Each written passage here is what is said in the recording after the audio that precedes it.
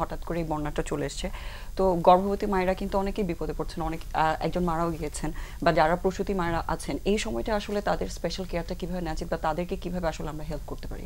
বন্যা দুর্গত এলাকায় আমাদের যেসব গর্ভবতী মহিলারা আছেন বা সব যারা অসুস্থ মহিলা আছেন তাদের প্রতি সমবেদনা এবং সহমর্মিতা জানাচ্ছি। এবং হচ্ছে যে একটা ব্যাপার হচ্ছে যে স্বাভাবিক যেসব মহিলারা আছেন বা স্বাভাবিক মানুষের থেকে একজন গর্ভবতী মহিলার কিন্তু ইমিউনিটি অনেক কম থাকে, এমনিতেই ওনারা ইমিউনো কম্প্রোমাইজ থাকে, কাজেই যে কোনো অ্যাডভার্স পরিস্থিতিতে বা দুর্যোগপূর্ণ পরিস্থিতিতে কিন্তু ওরাই বেশি এফেক্টেড হয়। তো স্যারের মতোই আমি সবার আগেই বলবো অন্যান্য যাদেরকে যেমন ওদেরকে রেস্কিউ করা দরকার, আমি বলবো গর্ভবতী মহিলাদেরকে সবচেয়ে বেশি কেয়ার নেওয়া দরকার, কারণ ওদের হচ্ছে যে আক্রান্ত হওয়ার সম্ভাবনা সবচেয়ে বেশি। আমি আগেই প্রথমেই বলবো যে ওনাদেরকে অবশ্যই একটা নিরাপদ আশ্রয়স্থলে নিয়ে আসতে হবে।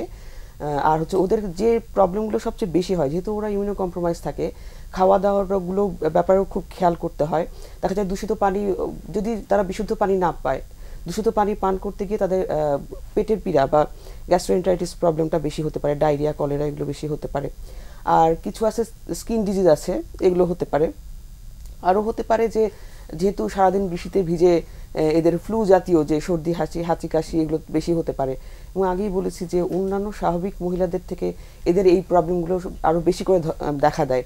আরেকটা হচ্ছে যে গর্ভবতী মহিলাদের আরেকটা সমস্যা হচ্ছে যদি গর্ভাবস্থায় এদের ইনফেকশন হয় তাহলে কিন্তু এদের প্রিটার্ম ডেলিভারি হওয়ার সম্ভাবনা থাকে। মানে যেহেতু বডিতে যদি যে কোনো ইনফেকশন হলে আমরা ধরেই নিই যে ওটা ওই জীবাণুটা গিয়ে যে অ্যামনিওটিক মেমব্রেন বা গর্ভর যে ফুলটা ওখানে বা অ্যামনিওটিক মেমব্রেনটা ওখানে ইনফেকশন করতে পারে। তো ওখানে ইনফেকশন করলে আগেই ওদের পানি ভেঙে গিয়ে আগেই প্রিম্যাচুর লেবার স্টার্ট হতে পারে বা আগে ভাগেই ডেলিভারি পেন শুরু হয়ে যেতে পারে। আর হচ্ছে যে তাদের হচ্ছে যে ডায়রিয়ার জন্য এরকম হতে পারে, আগে থেকে ডেলিভারি পেন শুরু হতে পারে। এবং হচ্ছে যে অন্যান্য স্বাভাবিক মানুষের ডায়রিয়া হলে যতটা এফেক্টেড হবে বা যতটা তাড়াতাড়ি খারাপ হবে, কিন্তু গর্ভবতী মহিলাদের যদি ডায়রিয়া হয় তাহলে কি ওদের কিন্তু খারাপ অবস্থায় যাওয়ার সম্ভাবনা বেশি অন্যান্যদের থেকে। জি। আর যেহেতু এই সময়টা আসলে খাবার একটা বড় চ্যালেঞ্জ হয়ে দাঁড়ায় সবাইকে, আমরা এই অবস্থায় আসলে শুকনা খাবার ছাড়া অন্য কিছু প্রোভাইড করা খুব ডিফিকাল্ট হয়ে যাচ্ছে।